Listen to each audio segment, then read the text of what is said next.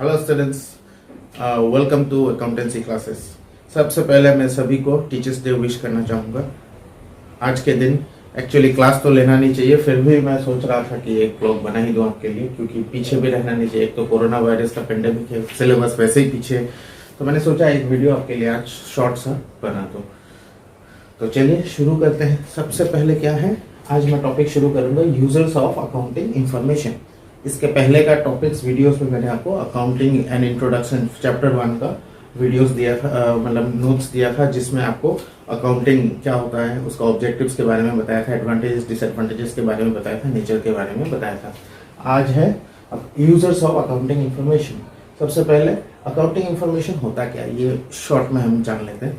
Accounting information वो सब information है जो अकाउंट्स मेंटेन करने के बाद हमें मिलता है। जैसे कि एक बिजनेस का प्रॉफिट कितना हुआ, सेल कितना हुआ, परचेज कितना हुआ, लास्ट ईयर के कंपेयर में हम लोग कुछ भी देख सकते हैं। जैसा भी आपको अकाउंटिंग नॉलेज चाहिए, हर तरह का नॉलेज हमें अकाउंटिंग रिकॉर्ड्स बनाने से मिल जाते हैं। तो वो सब रिकॉर्ड्स का यूज किसको चाहिए? अब किसको जानना है कि मेरे बिजनेस में प्रॉफिट हो रहा है कि लॉस हो रहा है? तो ऐसे बहुत सारे लोग हैं जिन्हें ये सब में इंटरेस्ट है। आपके प्रॉफिट, आपका अकाउंट्स में, आपका हिसाब किताब में उन्हें इंटरेस्ट है। ऐसे कौन से पर्सन्स हैं, उनके बारे में थोड़ा डिस्कस करते हैं। तो चलिए शुरू करते हैं। सबसे पहला आदमी है जिसको सबसे ज्यादा इंटरेस्ट है, वो है ओनर। ऑब्वियसली ओनर वो पर्सन है जो बिजनेस में फंड लगाता है, कैपिटल लगाता है। तो उसे उस बिजनेस में इंटरेस्ट तो होगा ही, कि उससे जानना जरूरी है कि बिजनेस में प्रॉफिट हो रहा है कि लॉस हो रहा है, उसका कैपिटल सही तरीके से यूज हो रहा है कि नहीं हो रहा है। तो अगर कैपिटल सही तरीके से यूज नहीं हो रहा है तो क्या नेसेसरी एक्शन लो, इसके लिए उसका अकाउंट्स का हिसाब जानना जरूरी है। इसीलिए ये ओनर एक यूजर है। देखिए, द ओनर प्रोवाइड कैपिटल और funds for the organization. Capital मतलब जो अमाउंट इन्वेस्ट किया जाता है, ओनर जो इन्वेस्टमेंट करता है बिजनेस में, उसको कैपिटल बोलते हैं। They always keep an eye on whether their capital is being properly utilised और नॉट। उनका कैपिटल सही तरीके से यूज हुआ कि नहीं, इस चीज में वो हमेशा ध्यान रखते हैं। ठीक है, नेक्स्ट देखिए मैनेजमेंट।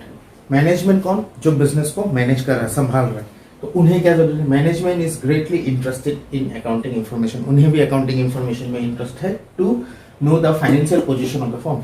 बिजनेस का फाइनेंशियल पोजीशन कैसा है, फाइनेंशियली बिजनेस साउंड है या अनसाउंड है, यानी अच्छा है या खराब है। It also helps management in drawing future plans.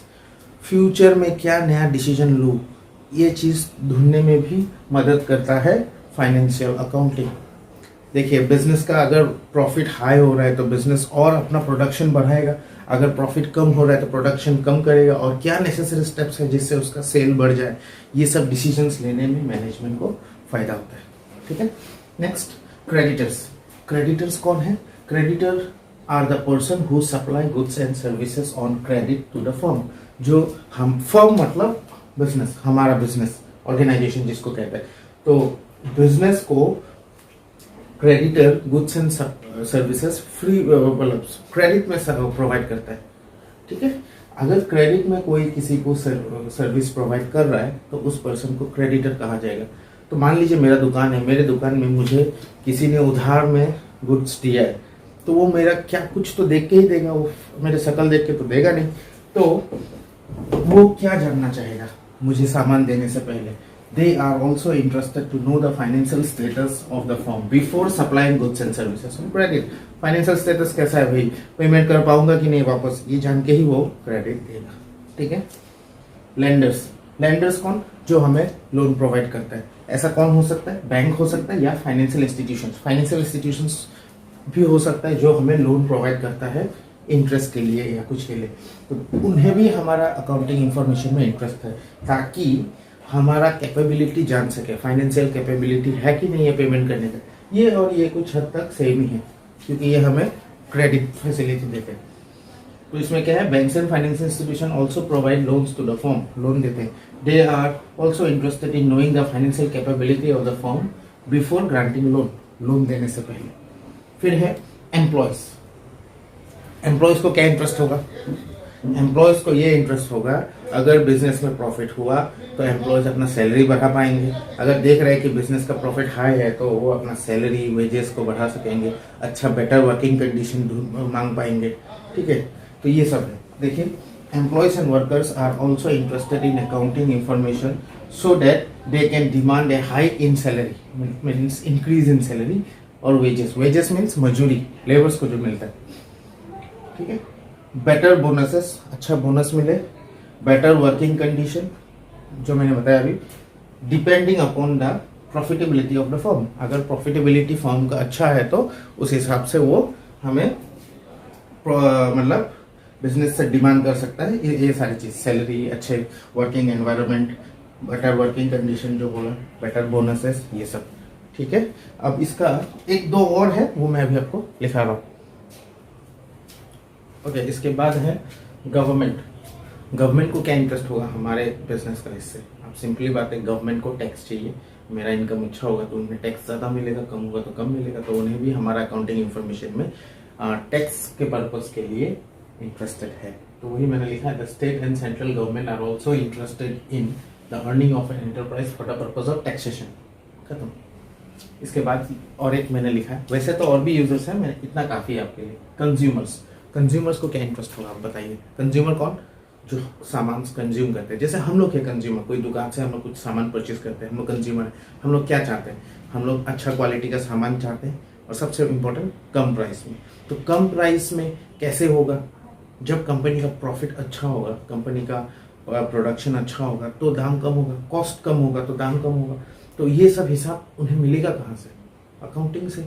Accounting नहीं होगा तो हम ये पता ही नहीं कर पाएंगे कि बिजनेस का कॉस्ट कितना चल रहा है, प्रॉफिट कितना हो रहा है. तो ये सब इंफॉर्मेशन अकाउंटिंग प्रोवाइड करता है, जिससे कंज्यूमर को सामान कम दाम में मिले. ऐसा कुछ है. देखिए, consumers are interested in getting the foods at reduce price, कम दाम में. Therefore they check for establishment of a proper accounting control. Establishment of business का अकाउंटिंग कंट्रोल में सही पकड़ हो, that in turn will reduce the cost of production, जो कि कॉस्ट को रिड्यूस करने में मदद करेगा. ठीक है. इसके बाद नेक्स्ट टॉपिक भी मैं अभी आपको शेयर कर रहा हूँ. नेक्स्ट हम लोग करेंगे क्वालिटेटिव कैरेक्टरिस्टिक्स ऑफ अकाउंटिंग. चलिए हम लोग शुरू करते हैं qualitative characteristics of accounting. Okay. Characteristics हम लोग पहले भी पढ़ चुके हैं. क्वालिटेटिव मतलब क्या? अकॉर्डिंग क्वालिटी कैसा होना चाहिए अकाउंटिंग का, यानी कि अकाउंटिंग इंफॉर्मेशन जो हम लोग बनाएंगे उसका मतलब जो रिकॉर्ड रखेंगे उसका क्वालिटी कैसा होना चाहिए, इसका ऊपर है. 4 क्वालिटीज है होना चाहिए. तो वो कैसा है थोड़ा देखिए. पहला क्वालिटी है रिलायबिलिटी. Reliability means dependable.